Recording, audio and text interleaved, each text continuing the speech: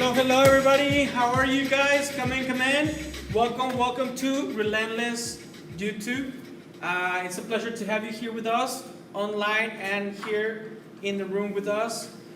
We are continuing with the series called Family Matters, right? And this is our 5th class. I don't know how many of you been here the whole series or you've been watching the videos, the classes online.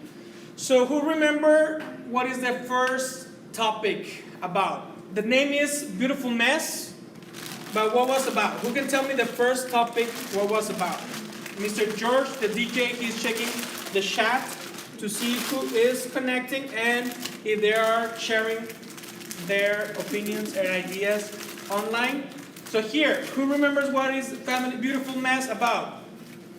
Does anybody? ¿De qué?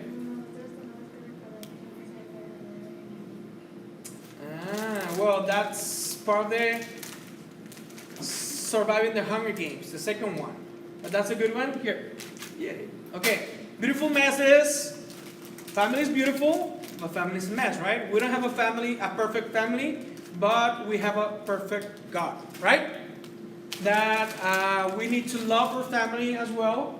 And the second week was surviving the Hunger Games. It was remember who's the real enemy. Right? Don't forget, it's so easy to see our family members as enemy, but the real enemy, who is? Who? The devil. The devil. Muy bien. Ay, okay. Oh, smash. And the third week, we talk about, Dorelli gave the first class, live free or die trying. Remember what was about that one? No? Remember that we talk about, sometimes we have a thought of what freedom means, but that can be twisted. We see what God really means about being free, and it's being free from sin, right? So we talk about our family, right? Honoring our family, loving our family, taking care of them, be loyal to them. That's a real freedom in God. So we're going to try hard or die trying, right? Or the last week we talked about army of, how many members of your family you have? 5. How many members of your family have? 4. How many family members are in your immediate family? 5. So army of 5, right? That we are better together, right? Stronger together. That we have a code as a family, no men left behind. That we need to take care of them and be there for them all the time, right? And today, the 5th class, before I say what it's going to be about, I'm going to introduce our teacher, so I want you to give an applause to Aide. Today she's going to give a class, really, really awesome class, so I want you to pay attention, to listen, and open your hearts to God. Aide. Yay. Okay. So, forgive you, please. So that's what our class is gonna be today, and I think it's gonna be really, really awesome because I think forgiveness is a huge problem for everybody, and not just in our families, but in general. To forgive people, to forgive whenever someone hurt us, it's really hard, but I think it's especially hard whenever we have to forgive our family, because our expectation is they're my family, they're supposed to love me, they're supposed to take care of me. Why do they act like that? Why do they say those things? Why do they treat me like that? So it's harder for us to forgive our family because it's the people that we're closer to, right? So to start, I want to start with the verse that we have been working with the whole series, and that's Mark 3:25. Hannah, what is it? A house divided upon itself will not stand. Okay, and since you helped me with it, I need you to help me with an activity, okay? So come over here.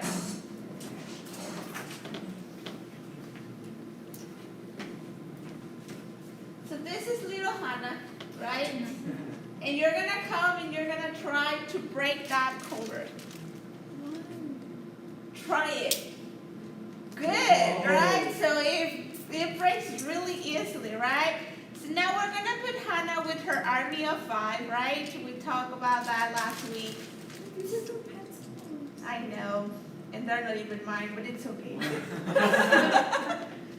So you're gonna try to break all 5 together. If you can, I give you another taki. I can't. Why? I already know I can't. Come on, Julio.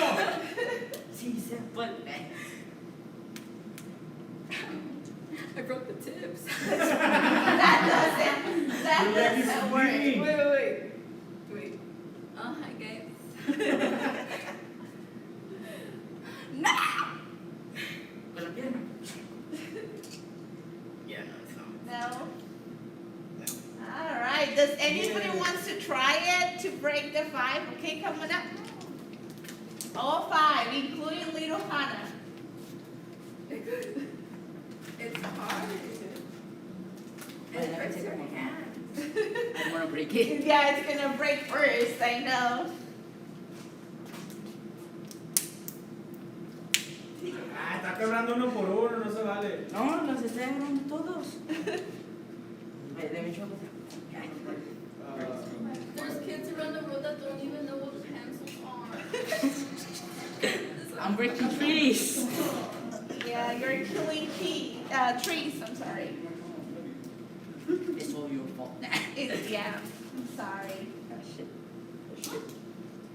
Wait, can I twist it? No, just try to. Well, Hey, I broke Hannah. you broke Hannah. Okay. Can I put her down? No, it has to be all together.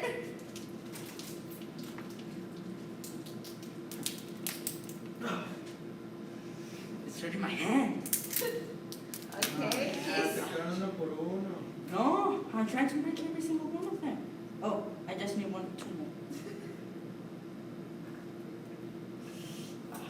Good. So it's possible, but it's harder, right? It's harder than just breaking one of them. And if I give you 10 of them, No. it's going to be even harder than to break 5, right? So, thank you. You like this. I tried that once. So, the principle here is that whenever we're by ourselves, whenever it's just one, it's easier to break it down. But whenever we're together, whenever we're working together, it's harder. It's possible because it's possible to break it, but it's gonna take much more energy. It's gonna take much more strength to do that. So that's what this verse is talking about. Whenever our family is it's separated, whenever little Hannah is by herself, and then little Danny is by himself, and then little Josh is by himself, it's gonna be easier for the enemy to break them. But if they are all together, it's gonna be even harder. And the enemy knows that. The enemy knows that whenever we are separated, whenever we are all by ourselves, it's gonna be easier for him to hurt us and to destroy us. So that's why this Bible verse is so important. One of the main tactics that the enemy uses is actually forgiveness. The lack of forgiveness is one of the main tactics that the enemy is going to use to separate you from your family and to break you down. And that's what I'm going to talk about today. And for that, I'm going to start with a Bible verse that is Matthew 18:22, I'm pretty sure, or 21, let me check. So I'm going to start with Matthew 18:21. Yes, 21. So here, Peter is talking to Jesus, right? And Peter, he's so smart, so he's trying to make these awesome questions. And he's asking about forgiveness. how many times do I have to forgive my enemy, right? And this is a very common verse that I'm pretty sure everyone have heard of before. So he's like, should I forgive him like 7 times maybe? And then Jesus is like, no 7 times. You have to forgive him, how many? 7 times 7, right? 7 times 7? 70 times 7, right? So I want to start with this. So why do you think, I'm thinking about, what was Jesus thinking when he gave a huge number like that? So did he really mean that many times, or why did he give like a huge number like that? What do you think? Because we mess up a lot. Yes. So imagine this, right? How many of you have bought a TV or a video game, and then they ask you, do you want to get the insurance, right? Or for a phone, do you want to get the insurance? And then they give you can get, or you can buy the insurance for 2 years or for a year, for this many, this much. And then you're like, well, it's not that much. I think I should buy the insurance, right? And then you buy the insurance, and then you get your video game or you get your phone. And then you spend a beautiful year with it, and then the year in one day it breaks. Yeah. Right? And then you cannot use the insurance anymore. Do you think that is something random? Do you think that's something random? What do you think? Do you think it's random that it actually break a year and a day after when you bought it? Why do you think that happened? Think about it. I think because you get so used to like knowing that there's reinsurance, like you like treat it as well because you know that if something happens to it, you're gonna get it back and you get used to that lifestyle. Okay. But do you think that the insurance or the company does that randomly? Like, let's just say a year, let's see what happens. Do you think that's random? So let's say I make the phone, right? And I'm trying it because they try it many times before they actually send it and sell them, right? So I'm trying it, and I watched like there's a what is it called? Like something in common that all the phones break exactly at this time.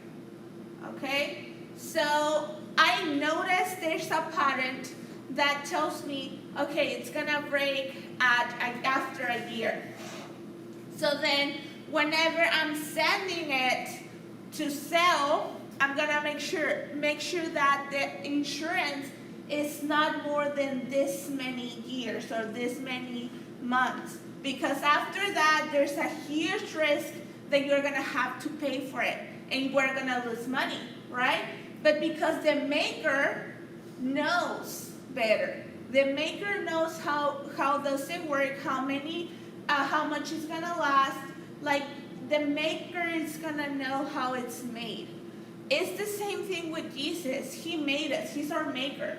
He knows we mess up a lot. He knows we make a lot of mistakes. And he knows that even though how many times you have asked for forgiveness, and I'll never do it again, I promise, and then 2 months later or a year later, you're doing the same thing over again. Because that happened, because we are humans. We make mistakes, and we do those type of things. So, since Jesus knew that's how we are, that's why he put a standard that is too high, that even if you mess up that many times, we cannot be like, okay, Jesus said 7 times, so that's fine, that's enough. I want you out of my life. And then that's not what he really wants for relationships. Okay? So that's what we're going to talk about today. And then, since he knows that sometimes we don't understand whenever he speaks to us and he tells us things, Then he talks about a parable, okay? He tells Peter a story. And that's what I want to show you in this video. So let's watch this video real quick.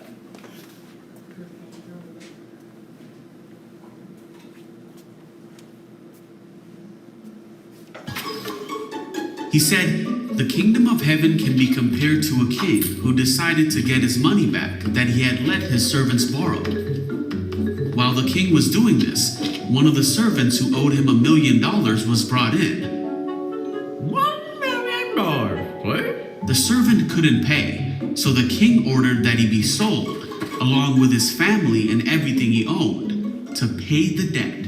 Wait, please. But the servant begged the king, 'Please be patient with me, and I will pay it all.'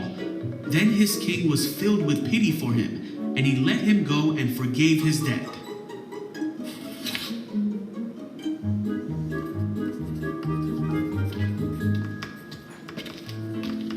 But when the man left the king, he went to a fellow servant who owed him a few $1,000s. Hi?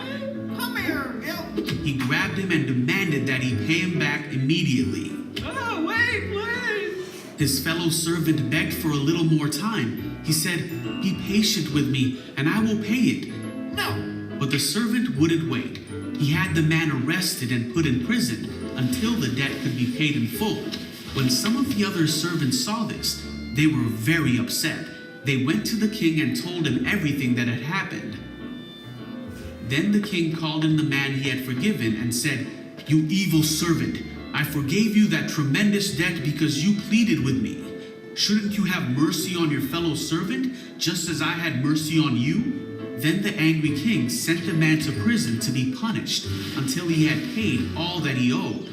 Jesus then said, 'That's what my heavenly Father will do to you if you refuse to forgive your brothers and sisters from your heart.'"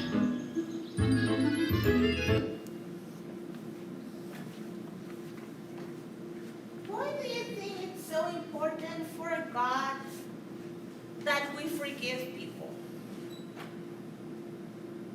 Why do you think it is so important for God that we forgive?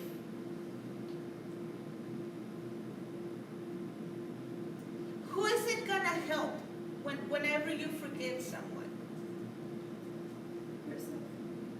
Yourself. Have you seen those people that are so bitter and you don't even want to be around them? Like they're just toxic to be around, right? Those people have a lot of lack of forgiveness in their hearts. Sometimes we think when we forgive people it's because they deserve it or because we're gonna help them with our forgiveness. But the truth is that when we forgive people, it's gonna help us, and God knows it's gonna help us whenever we do that. And I'm not saying that forgiveness is always easier, especially like I said in a family, because we have expectations of our family. They should be able to protect me. They should be able to do this. We have high standards for them. And whenever they don't fulfill those expectations and they hurt us, it's kind of hard for us to say, "Oh, okay, it's fine, they're my family and they don't mean to hurt me." It's really hard to think that way because the enemy, he knows his place and he knows what he's doing whenever he plays with our head, and he's like, they're doing that on purpose. They don't love you enough. They don't care you are enough. They don't care for you enough. And then we start believing those lies and we start having like those feelings about our family, like, no, they don't really care. I'm better by myself. I don't need them anymore. And then that's where little Hannah goes by herself, and that's where the enemy uses to break her. And that applies for everybody. Like, I'm just giving an example because of the colors and the activity we had before. So the truth is that you need me and I need you. We are a team. we have been learning that we're a team, we work together. And the truth is, even though we have different ways of thinking, we have different emotions, we have different attitudes, we all need each other. And God put us in our family with a purpose, because He knew that we are going to be used in that specific family for a specific reason.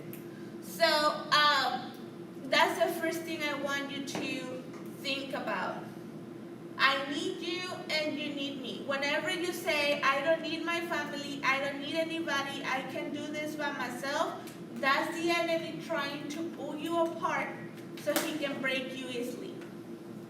So that's the first thing I want you to remember. The second thing is, sometimes we hear people talking about, just let it go. It's not important. It doesn't matter. Like, just forget it.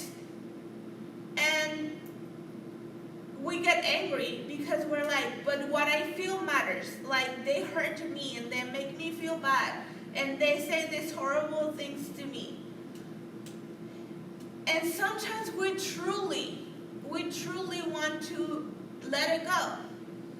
And for example, I was telling earlier, like, for example, when I tried to forgive my dad, like, it was a hard process for me because he was never there for me. And I know every single one of you may have a different story.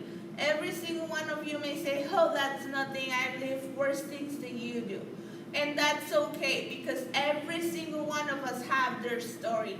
And I'm not saying that my pain is greater or higher than your pain. But I'm just sharing with you what I've lived and what I experienced, because hopefully this can help you understand better how forgiveness works. And so my dad was never there for me. I know most of you know my story already, but he was never there. He married again, he had a new family, and that was really tough for me because I always thought, okay, why do they get to experience to be with him, to have him as a dad, and then I had to grow up without him. And it was hard for me. I was like, I can forgive everybody, like anybody. I can forgive any person that hurts me, but I will never ever in my life gonna forgive my dad because he hurt me, and because of him, I'm the way I am. And I was like very angry at him. So whenever I came to know Jesus, one of the first lessons I learned was about forgiveness. And God spoke to me, and I was like, you know what, I want to forgive my dad because I know he made mistakes, but I still want to forgive him because I want God to forgive me, right? Because of this parable. And then I truly wanted to let it go, and I worked really hard for it. But then later on, whenever a couple of months later, a couple of years later, I was like angry again. And I was upset at him again because I couldn't let it go. I couldn't let things go and just forget about everything. It was hard. It was painful because what I lived was painful. So, there was a point where God spoke to me and he was like, you know what? You need to forgive your dad. And it's not because of you, it's not because of him, it's because your relationship with him is hurting your relationship with me. So there's something that we need to do. And then that's where I let God do it. So rather than let it go, we need to let God work in our lives. Because until he intervenes, until he does something, it's going to be really hard that we actually forgive people. Because the pain is real. The hurt is real. Whatever you experience is real and it matters. Like, I want you to understand that it matters how you feel. It matters how they make you feel. But also, God has a greater plan for you. He He had something better that He wants to do through you, and He wants to reestablish His relationship with you. So sometimes what God wants is better relationships between us and God. Because I'm going to be honest with you, sometimes the relationships that we have, they can be restored. And you can have a good relationship with people again. But there's going to be times where the relationships are so broken, and where the relationships that you are in are going to hurt you more in the long run than just ending them right there, right? So God, of course, He wants us to have good relationships, and He wants us to establish better relationships with people. But the truth is that there's going to be times where that's not going to be possible because of the toxic relationship that there's in place. So sometimes we have to let go of relationships, but forgive whatever happened in that relationship. Because if not, it's going to stop you from growing in your relationship with God. So again, God really cares about our relationships. But at the end, sometimes some relationships are not even going to be restorable. But when you forgive, remember the first thing is you get to be free of a memory, of a feeling, of a situation, because if not, it lives in your head and it's there and it's coming back every time and it's hurting you again and again and again. So what He wants us to do is give it to me, talk to me, let's restore that, you and me.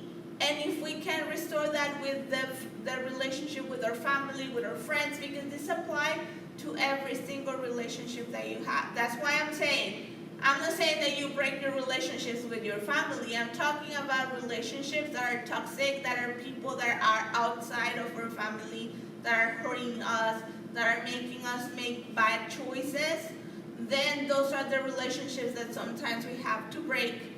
But whenever it's our family, we do our best to restore the relationship. I'm saying I know there's hard relationships with family sometimes, and sometimes our family don't want to restore and don't want to fix things. Like, I understand those things, but in the most of the time, our family is gonna be able to, you know what, let's sit and let's talk and let's work this out.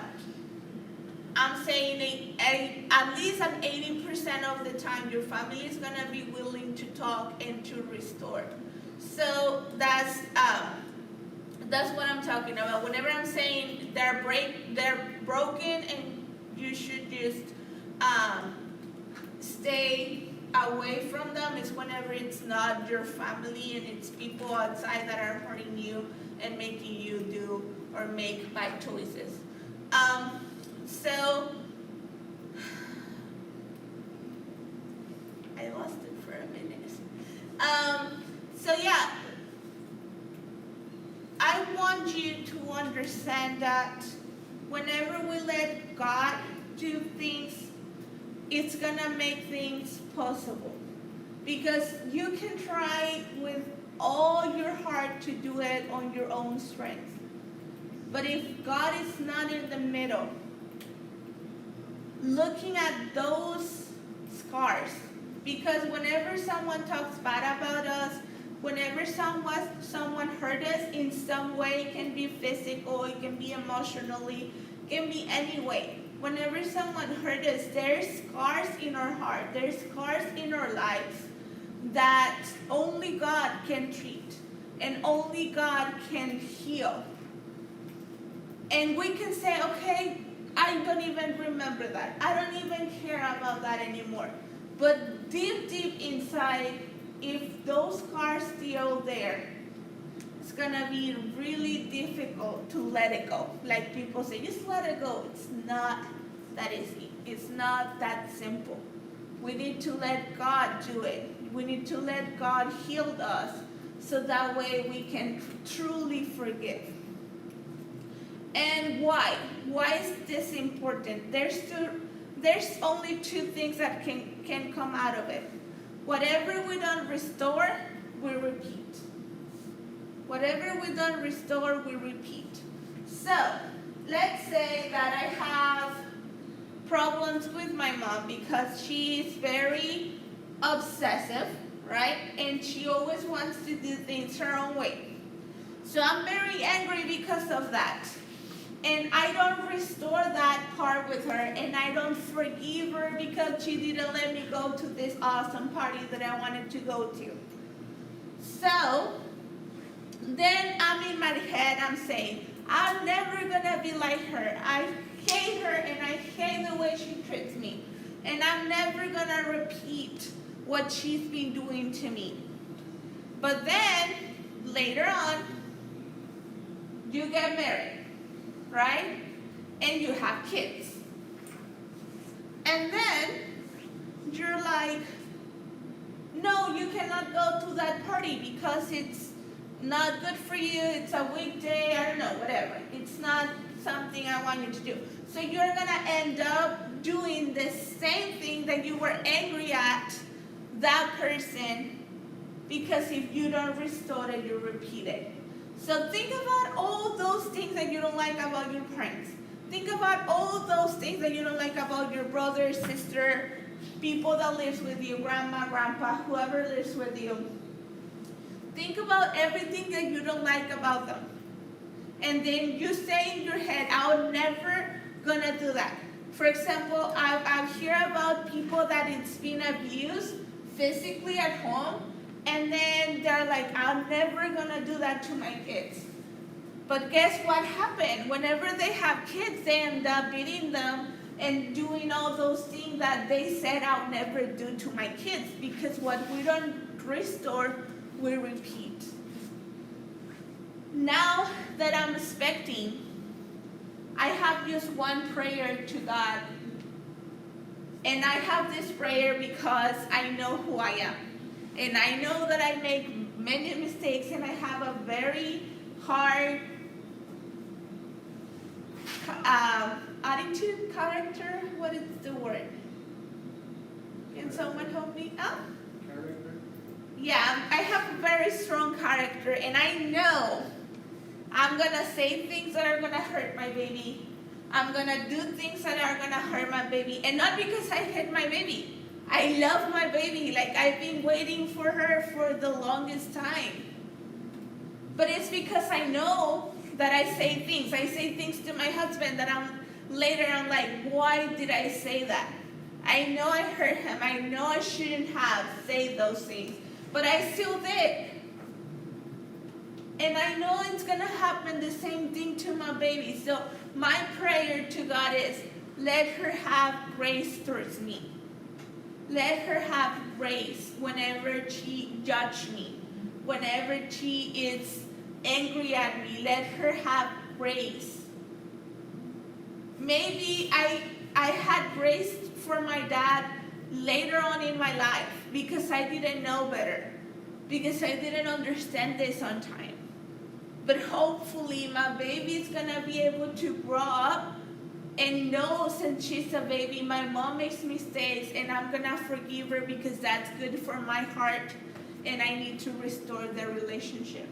Now, I know for most of you, you're not even thinking about babies right now. You're not even thinking about marriage right now.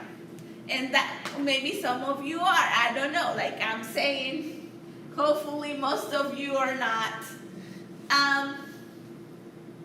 But someday it's gonna happen.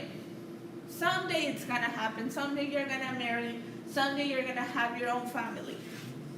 Now, do you want your kids to judge you the same way you're judging your parents right now?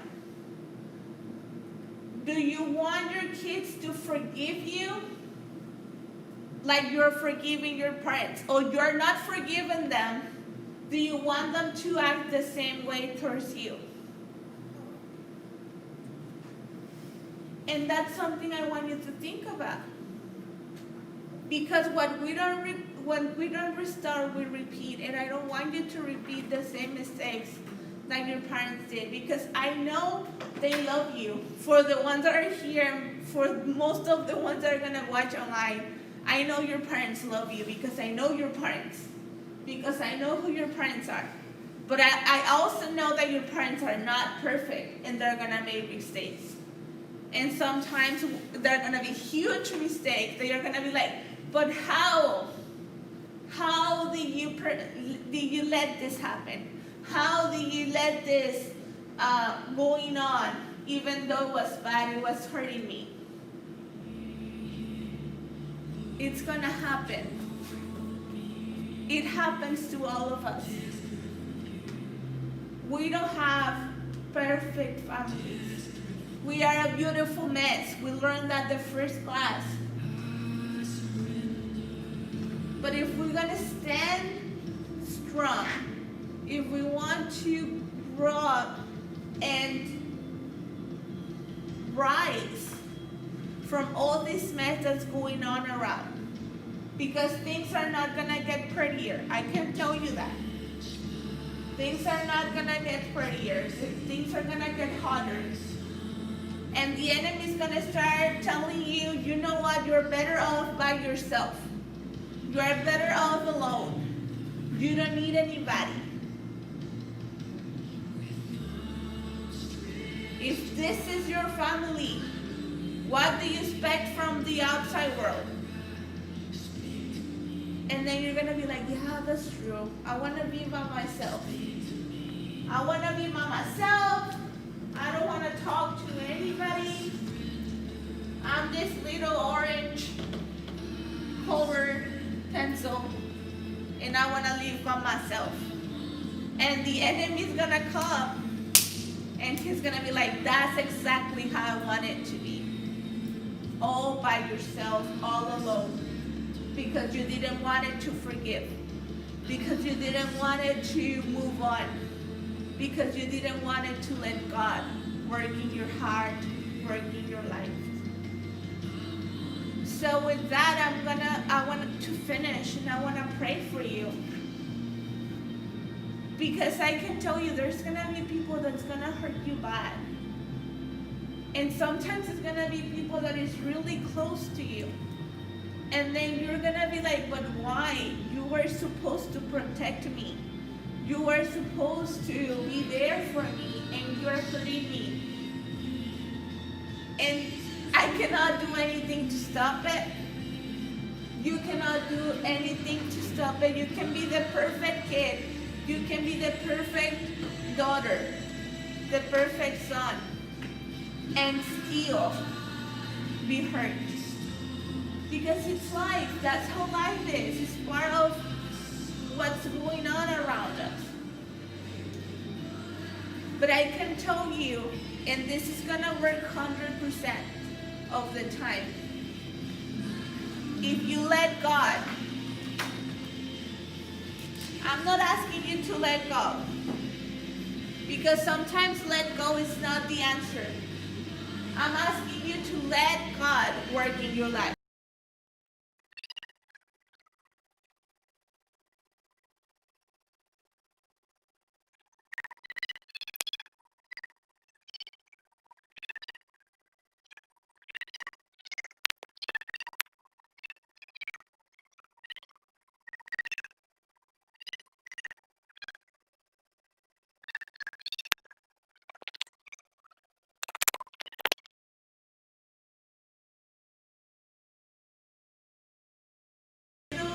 Small, tiny thing to hurt you and to break you. So let me pray for you. And you know I prefer to pray in Spanish. I'm sorry, I'm still working on it. But I'm going to pray for you in Spanish. And I want you to pray to God. If He talks to you in a specific area, if He talks to you in a specific thing that you want to pray about, just let Him work in you and let Him do it. Let God in, let Him do it for you. Señor Jesús, te doy gracias por este grupo de jóvenes. Te doy gracias por aún los que están viendo en línea, por los que no pudieron estar aquí. Y yo te pido que tú hables a sus corazones, Señor. Porque entendemos la importancia del perdón. Y porque entendemos cómo el enemigo toma esto para destruirnos, destruir nuestras familias, destruir nuestras vidas.